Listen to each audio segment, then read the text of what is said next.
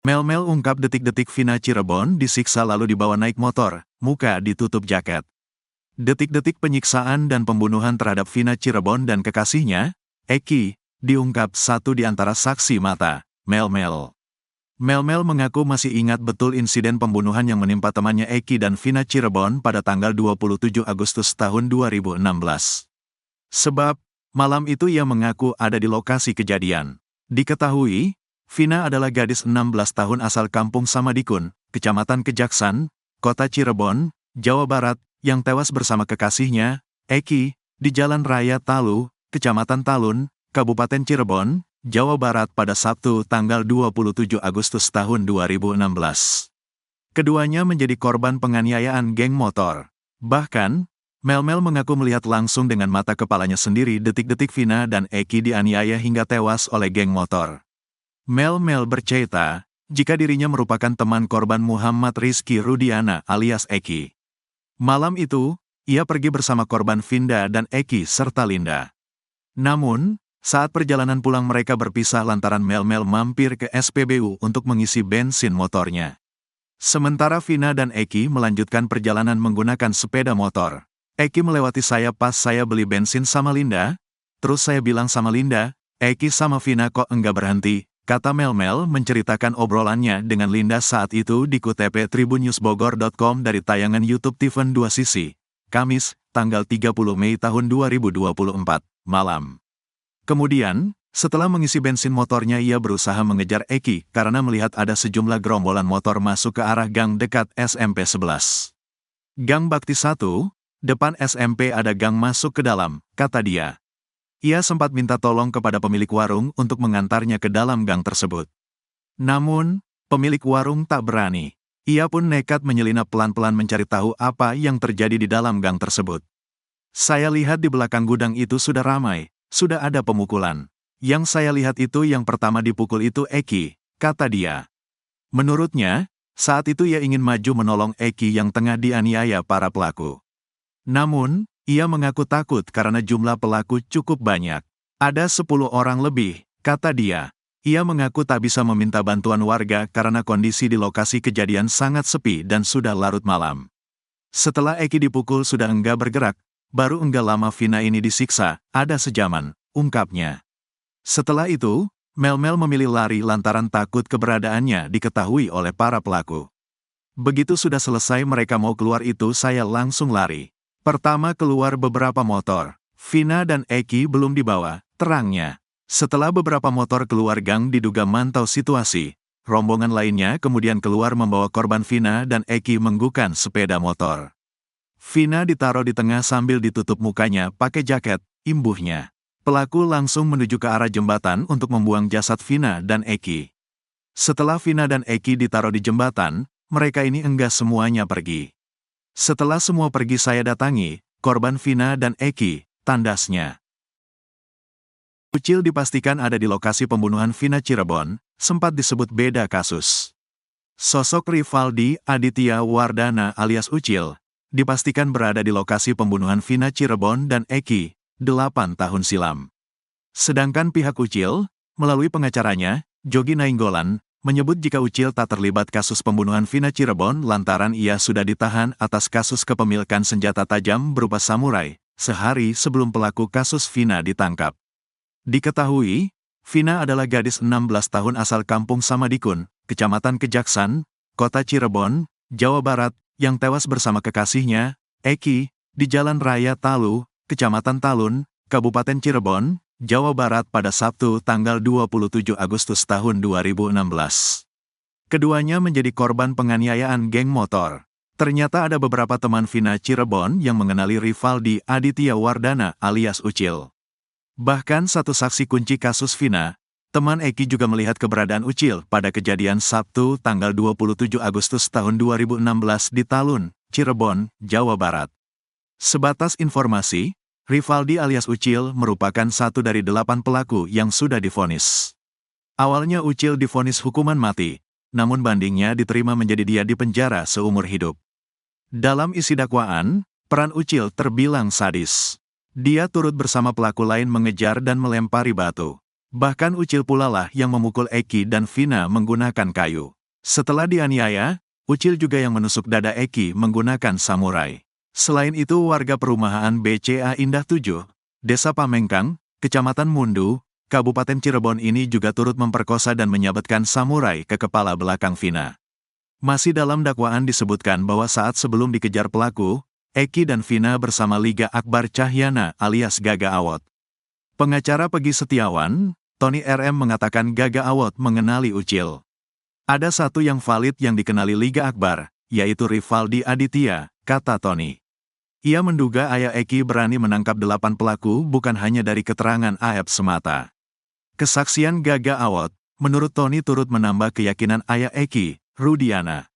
Liga Akbar mengenal salah satu pelaku, sehingga dari salah satu pelaku dikembangkanlah jadi 11 pelaku, kata Tony. Ternyata bukan hanya Gaga Awot yang mengenal, Linda juga. Satu kenal yang sudah di dalam, sudah divonis, si Rivaldi itu, Ucil, kata Linda. Linda tak asal mengenal wajah dan nama.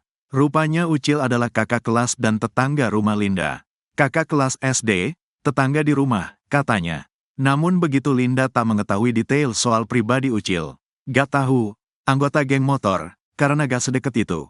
Gak pernah ngobrol, dia juga jarang di rumah. Ketemu terakhir waktu SD. Waktu SD sih baik orangnya, karena masih anak-anak sih, kata Linda. Sedangkan pihak Ucil berkuku tak terlibat kasus Vina Cirebon. Pengacara, Jogi Nainggolan mengatakan Ucil sudah ditahan sehari sebelum pelaku kasus Vina ditangkap atas kasus kepemilikan senjata tajam berupa samurai. Sebenarnya terjerat kasus Undang-Undang Darurat tentang senjata tajam, tapi dia kemudian digeser menjadi salah satu terdakwa dalam kasus Vina, kata Jogi. Kelakuan Ucil, pelaku pembunuh Vina Cirebon, sebut pesta belum berakhir. Satu di antara pelaku pembunuhan Vina Cirebon, Rivaldi Aditya Wardana alias Andika alias Ucil, sempat menyebut jika pesta belum berakhir. Diketahui, Ucil termasuk terpidana kasus Vina Cirebon yang lolos dari hukuman mati. Namun, Ucil harus mendekam di penjara seumur hidup karena membunuh Vina dan Eki di Cirebon. Usai ditelusuri, terungkap akun Facebook Ucil yang dibuatnya pada 2016. Rupanya setelah melakukan perbuatan keji itu pada Vina Cirebon, Ucil terlihat tak menyesal. Hal itu tampak pada postingan Ucil di Facebook tak lama setelah kejadian itu. Pada Desember tahun 2016, Ucil membuat akun Facebook baru bernama Evan Aldiano Unyil. Sebelumnya ia memiliki akun Facebook bernama Ucil Afrilio. Pada akun Evan Aldiano Unyil, Ucil kerap memposting kegiatannya di dalam penjara. Ucil juga memposting foto dirinya saat memakai batik yang sama saat ia menjalani sidang tuntutan pada Mei tahun 2017. Seolah tak menyesal, ia bahkan sesumbar kalau kehidupan di penjara tidak membuatnya tak bisa melakukan apapun. Selau pesta belum berakhir, jangan menyalahkan keadaan Tuhan yang lebih tahu kapan kita harus bahagia, tulis Ucil. Kemudian ada posting Ucil mengaku sedang menunggu sidang tuntutan. Ucil DKK pun didakwa hukuman mati. Namun pada tanggal 26 Mei tahun 2017 mereka divonis hukuman penjara seumur hidup. Akun Facebook Ucil pun terakhir aktif pada tanggal 2 Mei tahun 2017. Sebelumnya ia sempat menulis akan dipindahkan ke rutan Kosambi. Sosok saksi kunci kasus Vina Cirebon, kini tak diketahui keberadaannya. Sosok saksi kunci kasus pembunuhan Vina Cirebon kini menghilang. Adalah Linda atau Indah, yang merupakan sahabat Vina yang disebut sebagai saksi kunci. Linda atau Indah tersebut disebut-sebut sebagai orang yang mengetahui wajah Egi, satu di antara pelaku pembunuhan Vina Cirebon yang saat ini masih buron. Namun keberadaan Linda hingga saat ini belum diketahui. Banyak yang menyebut kalau Linda adalah Indah. Nama Linda sendiri digunakan hanya dalam film Vina, sebelum 7 hari. Namun Indah pun memberikan beberapa kode kalau dirinya bukan Linda. Dalam kasus Vina Cirebon ini, Polda Jawa Barat menetapkan 3 pelaku sebagai DPO. Mereka adalah Pegi alias Perong, Andi, dan Dani. Direktur Reserse Kriminal Umum Polda Jabar, Kombes Surawan membantah kalau pelaku yang masih buron merupakan anak oknum polisi. Sejauh ini yang anak anggota polisi justru korban, bukan para pelaku, kata Kombes Surawan. Penyidik juga akan kembali memeriksa keterangan 8 tersangka yang kini sudah jadi narapidana. Linda sendiri disebut-sebut kerasukan arwah Vina pada hari ketiga kasus itu. Vina kabarnya merasuki tubuh Linda karena sahabatnya itu tidak datang ke pemakaman. Melalui postingannya, Indah berusaha menjelaskan kalau dirinya bukan Linda. Bahkan Indah membagikan momen terakhir bertemu dengan almarhum. Indah menuliskan kalau dirinya bersahabat dengan Vina dan satu temannya lagi berinisial P. Kedekatan mereka bertiga bahkan sempat menangis dan tertawa bersama. Sebelum kejadian dia meninggalkan kita dia pernah berkata kita sama-sama terus ya mau senang ataupun duka wajah sedih, tulis Indah. Menurut Indah, pada malam kejadian dirinya masih sempat bertemu dengan almarhum Vina Cirebon. Jadi ceritanya tepatnya di malam minggu sebelum kejadian dia lewat depan remku dia cuma menyapa saja karena dia sama cowoknya, tulis Indah lagi. Kemudian sekitar pukul 3-4 waktu Indonesia Barat, temannya yang berinisial P itu mendapat kabar kalau Vina sudah ada rumah sakit. Si P itu langsung menuju ke RS dan dia lihat si Alem sudah berceceran darah dan luka-luka GBRP lama dia dikabarkan sudah meninggal dan setelah itu Alem dibawa ke tempat teremnya dan si PJGA mengantarnya, jelas Indah lagi. Indah melanjutkan, P kemudian menemui dirinya dan memberikan kabar kalau Vina Cirebon sudah meninggal dunia. Di situ aku gak percaya karena tadi malam aku ketemu dia baik-baik saja, kata Indah lagi. Kemudian Indah ditemani oleh P datang langsung ke rumah Vina dan melihat jasadnya. Di situ aku benar, bengong sambil nangis dan di situ aku memeluk si P sambil nangis bareng, apa ini yang dinamakan nangis bareng, tulis Indah. Keberadaan Indah pun hingga saat ini masih misteri. Banyak akun sosial media yang disebut-sebut sebagai Indah. Namun belum ada satupun yang terkonfirmasi.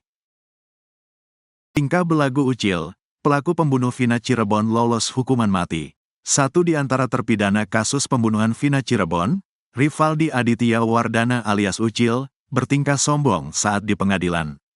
Bahkan, Ucil yang bunuh Vina Cirebon itu mengaku santai berada dalam penjara dan yakin tak akan membusuk dalam bui. Diketahui, Ucil termasuk terpidana kasus Vina Cirebon yang lolos dari hukuman mati. Namun, Ucil harus mendekam di penjara seumur hidup karena membunuh Vina dan Eki di Cirebon. Meski begitu, Ucil mengaku tak kapok usai membunuh Vina Cirebon hingga di penjara. Di dalam penjara Ucil pun dikenal masih bertingkah bak jagoan. Dia bahkan mabuk saat persidangan kasus Vina Cirebon. Rivaldi Aditya Wardana alias Andika alias Ucil merupakan pria kelahiran Cirebon pada tanggal 31 Juli tahun 1995. Dia tinggal di perumahan BCA Indah 7, Desa Pamengkang, Kecamatan Mundu, Kabupaten Cirebon. Saat membunuh Vina dan Eki, Ucil berusia 21 tahun. Dia juga merupakan seorang pengangguran. Sejak ditangkap dan dipenjara, rupanya Ucil masih memegang handphone. Ucil getol menulis status di akun Facebook Evan Aldiano Unyil. Pada akun tersebut, tampak banyak foto Ucil bersama pembunuh Vina yang lain ketika di dalam penjara. "Selo, saya tidak akan membusuk di dalam penjara," tulisnya. Bahkan ia mengakui bahwa sikap buruknya semakin menjadi di dalam penjara. "Udubila di penjara bukannya tambah benar malah makin menggila. Selamat PG penjaraku," katanya. Ucil atau Andika merasa hukuman penjara yang dijalaninya sebagai cobaan dari Tuhan. "Ya Tuhan coba.an apalagi ini. Bagiku sangatlah BGTU berat coba.an yang engkau berikan ini," tulisnya. Ucil alias Andika ini sebenarnya divonis hukuman mati bersama Eko. Namun Ucil dan Eko mengajukan banding hingga divonis penjara seumur hidup. Dalam isi dakwaan terungkap bahwa Ucil berboncengan dengan Egi saat mengejar Eki dan Vina ke jembatan Desa Kepongpongan, Kabupaten Cirebon pada tanggal 27 Agustus tahun 2016. Saat Eki dan Vina terjatuh dari motor, Ucil memukulnya menggunakan bambu hingga mengenai batang leher.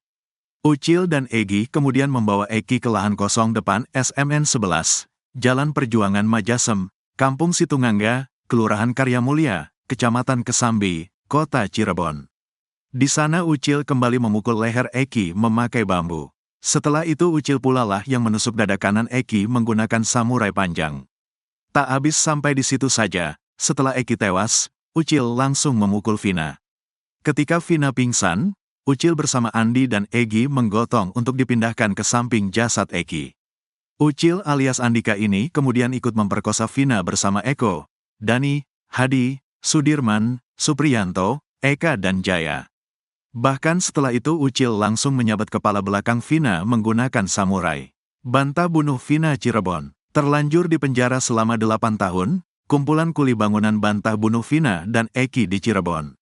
5 pelaku kasus Vina Cirebon mengaku tidur di rumah Pak RT saat Eki dan pacarnya dibunuh. Mereka adalah Eko, Eka, Hadi, Jaya, dan Supriyanto.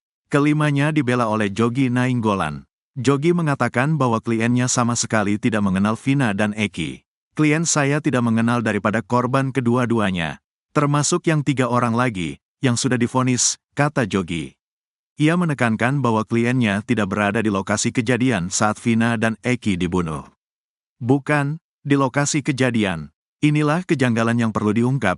Terima kasih pada produser film, klien kami adalah korban rekayasa hukum yang dilakukan penyidik Polres Cirebon Kota, kata Jogi. Jogi mengatakan Eka, Eko, Hadi, Jaya dan Supriyanto sedang bersama di Gang Situ Gangga, Jalan Perjuangan, Kota Cirebon sejak pukul 19 waktu Indonesia Barat pukul 21 waktu Indonesia Barat pada Sabtu tanggal 27 Agustus tahun 2016. Mereka juga bersama 5 saksi lain, Teguh, Udin, Okta, Kavi, Oji dan Pramudya. Di malam kejadian klien kami bersama teman berada di gang depan rumah Ibu Nining, katanya. Menurut Jogi, kliennya bukan tergabung dalam geng motor. 5 orang ini merupakan kuli bangunan. Mereka buruh kasar pekerja bangunan yang tidak ada hubungan dengan geng motor, katanya. Oleh Nining, kata Jogi, mereka disuruh pergi karena terlalu gaduh. Mereka kemudian pindah ke rumah Pak RT untuk melanjutkan pesta minuman keras. Karena gaduh oleh Ibu Nining disuruh meninggalkan tempat, sehingga 9 orang pindah ke rumah Pak RT, termasuk anak Pak RT, Kavi. Di sana mereka tidur sampai besok paginya, katanya. Sedangkan peristiwa terjadi di malam itu berjarak 1 kilometer dari tempat mereka duduk-duduk, tambah Jogi.